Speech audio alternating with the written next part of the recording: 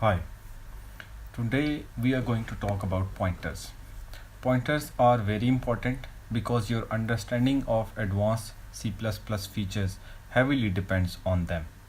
So, in this video, we answer the following questions. 1.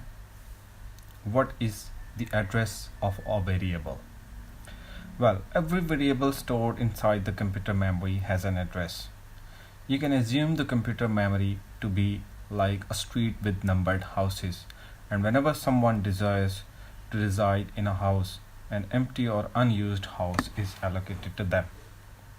Similarly, whenever your program you declare a variable, the computer finds the unused slots and labels it with the variable name, and when you assign a value to that variable, the value is stored at the same address. For example, we declared a variable of type short. 2 bytes of memory are reserved and labeled for this variable, and the value 5 is stored there. Let's assume we have declared and initialized 2 variables of type int and character. The same old process we have just talked about is completed, and now we have their values stored in memory. My question is, the int is stored at 4 bytes starting from 1006 to 1009. What is the address of this integer age? You might get confused that which byte is used to address the variable.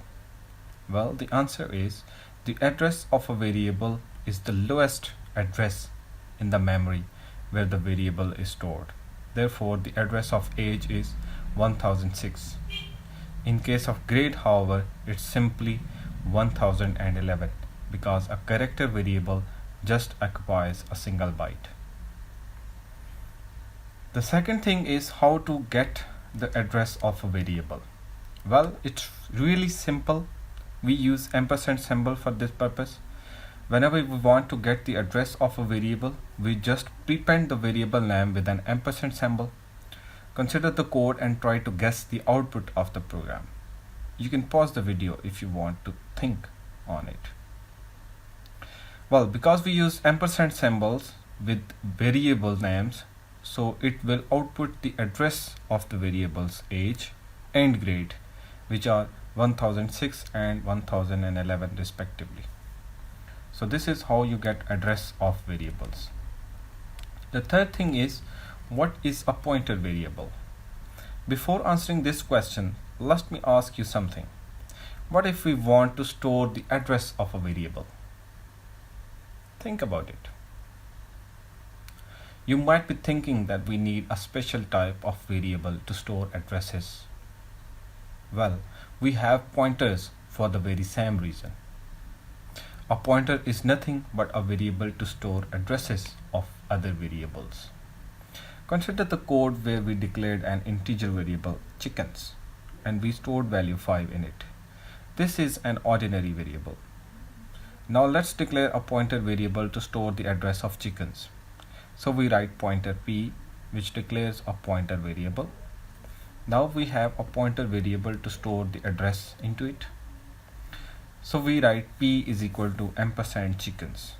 You may remember from question 2, the ampersand operator returns the address of a variable. So what is the value stored in p?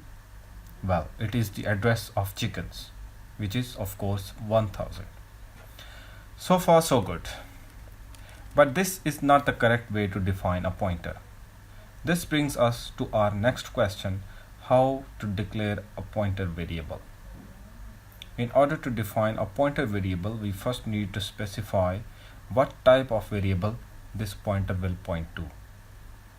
So here we intend p to point to address of chickens. What is the address? What is the type of chicken? Well, it's integer. So we write int before declaration of pointer p. The second thing we have is pointer word. The C++ syntax just uses an asterisk symbol for pointer declaration. So we replace word pointer with an asterisk symbol. That completes our syntax to define a pointer variable.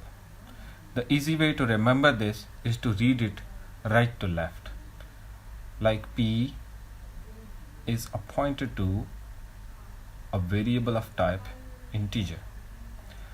Let's summarize the whole thing. Consider the code for function foo. A short variable chicken is declared and assigned with value 5. A pointer variable ptr is declared which holds the address of chicken in it. We output the chicken, it's simply value 5. We print ptr, this should print address of chickens, well 1001. We then print address of chickens using the ampersand operator, well it's again 1001. They are the same thing definitely. We now print the address of ptr, so it is 1004. Here you might say, what is the address of a pointer? Well, every variable inside computer memory has an address, so does the pointer as well. So when you refer to the address of a pointer variable, the address of that pointer itself is output.